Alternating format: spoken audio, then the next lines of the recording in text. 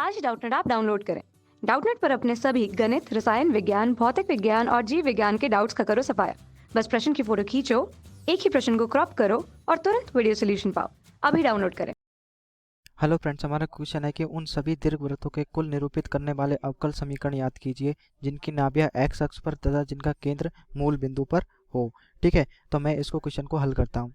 Answer यानी हमें ये उन सभी दीर्घवृत्तों से कुल निरूपित करने वाला अवकल समीकरण याद करना है।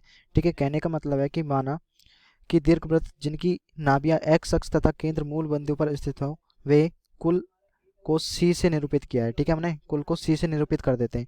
माना इसके कुल के किसी सदिश की नाभि हमने ये मान लीजिए हमारे पास एक बना ही लेता हूँ, मैं एक दीर्घवृत्त बना लेता है। ठीक है, ये दीर्घवृत्त है। ठीक है, ये हमारे पास ऐसे तरीके से कुल कितने हो सकते हैं, इस तरीके से हमारे पास दीर्घवृत्त कितने हो सकते हैं एक्स अक्ष पर। ठीक है, ये हमें कह रहा है। तो हमने मान लिया कि माना दीर्घवृत्त जिनकी नाभियाँ मैं यहाँ पे ये भाषा लिख देता हूँ ताकि आपको आसानी रहे। नाभियाँ एक्स अक्ष, ठीक है, एक्स अक्ष एवं केंद्र, ठीक है, केंद्र और मूल बिंदु पर स्थित हो। तो हमारे पास क्या बोल रहा है कि तो के कुल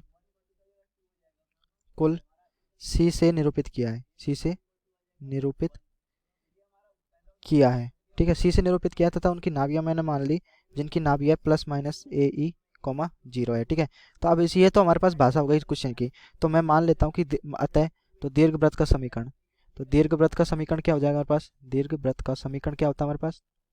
मेन तो हमारा क्वेश्चन यहीं से स्टार्ट हो रहा है। ठीक है, तो दीर्घवृत्त का समीकरण हो जाएगा एक्स स्क्वायर बटे ए स्क्वायर प्लस वाई स्क्वायर बटे बी स्क्वायर बराबर क्या है हमारे पास एक, जहाँ की ए है हमारे पास वो बड़ा है बी से। ठीक है, तो हमारे पास x के सापेक्ष अवकलन कर दूं, x के सापेक्ष क्या कर दूं, अवकलन करने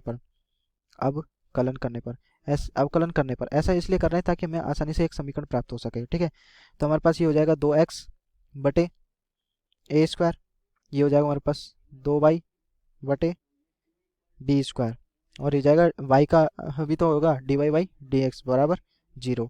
ठीक है, अब मैं क्या x के सापेक्ष दोबारा अवकलन कर देता हूँ। ठीक है, तो हमारे पास क्या हो जाएगा x के सापेक्ष पुनः अवकलन करने पर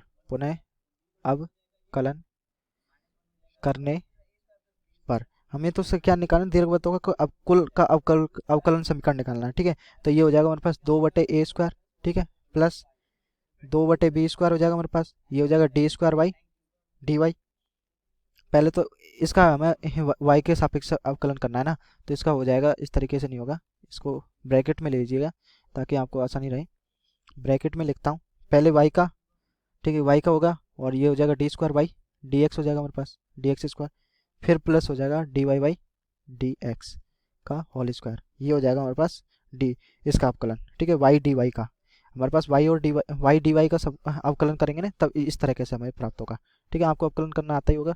ठीक है, इसका देख आता क्या है आपको बता ही देता हूँ। ठीक है, पहले y का होगा, फिर इसका अवकलन होगा डी वाई बाई स्क्वायर का, फिर हमारे d Y by D x बाहर आएगा, फिर दोनों का वर्ग हो जाएगा। ठीक है, इस तरीके से अब मैं इसको हल करता हूँ तो हमारे पास क्या आता है, ये हमारे पास समीकरण आ गई। ठीक है, तो यहाँ से 2 को बाहर ले लूँ, दोनों पक्षों में 2 को बाहर ले लेंगे तो हमारे पास समीकरण क्या बचेगा, ये बचेगा b square y D square by D x square plus d Y by D x का होल स्क्वायर बराबर 0।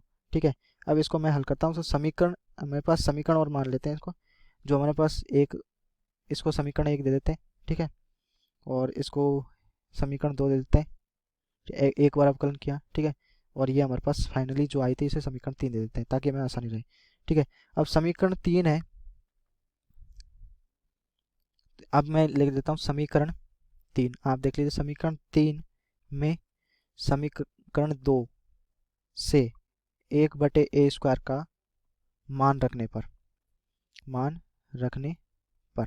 कैसे, मतलब कहने का मतलब है कि हमारे पास इस समीकरण 2 से हम ए स्क्वायर का मान निकालेंगे और समीकरण 3 में रखने पर समीकरण 3 में रखेंगे। ठीक है, तो हमारे पास क्या समीकरण आएगी, 1 बटे बी स्क्वायर समीकरण रखेंगे तो हमारे पास ये y बटे एक्स आएगा और ये dy बाई डी एक्स, ठीक है, प्लस y बटे बी स्क्वायर, ये हो जाएगा d square by D x square, plus 1 बटे बी स्क्वायर और ये हो जाएगा dy बाई डी एक्स का होल स्क्वायर बराबर 0, ठीक है। जैसे ही आप इन दोनों समीकरणों में ए स्क्वायर की जगह हमारे पास एक बटे ए स्क्वायर की जगह हमारे पास यहाँ से मान निकालेंगे तो हमारे पास इसको यहाँ पे रख दिया, ठीक है, ये हमारे पास मान रख दिया, हमारे पास ए स्क्वायर का मान ये आएगा हमारे पास -1 बटे बी स्क्वायर बाई बटे X D by D x, ठीक है, तो ये हो जाएगा हमारे पास।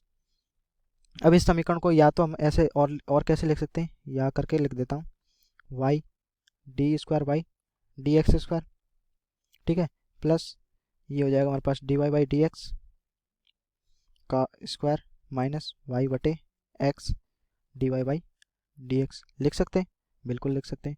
कैसे लिख सकते हैं, यहाँ से दोनों सभी पक्षों में से बी स्क्वायर कॉमन आ रहा है तो बी स्क्वायर कॉमन लेके इधर पक्षांतर कर दीजिए तो हमारे पास क्या आ जाएगा, ये समीकरण आ जाएगी, ठीक है, तो हमारे पास क्या है, ये समीकरण आ गई, ठीक है। अब इसको समीकरण को मैं हल कर लेता हूँ, ठीक है, तो हमारे पास फाइनली क्या आ जाएगा, समीकरण क्या आएगी सभी वृत्तों के लिए, दीर्घ वृत्तों के लिए x y D square by D x square plus x D Y by D x, यहाँ पे लघुत्तम लेके किया है, ठीक है, ये हो जाएगा minus k y d Y by D x बराबर 0। ये हमारे पास समीकरण आ गई सभी एक्स अक्ष के अनुदिश जुड़ने वाले सभी दीर्घवृत्तों का समीकरण, ठीक है दोस्तों, थैंक यू। कक्षा 6ठी से 12वीं से लेकर नीट IIT JEE वो एडवांस के लेवल तक 1 करोड़ से ज्यादा छात्रों का भरोसा। आज ही डाउनलोड करें डाउटनेट ऐप या व्हाट्सएप करें अपने सारे डाउट्स 8400 400 400 पर।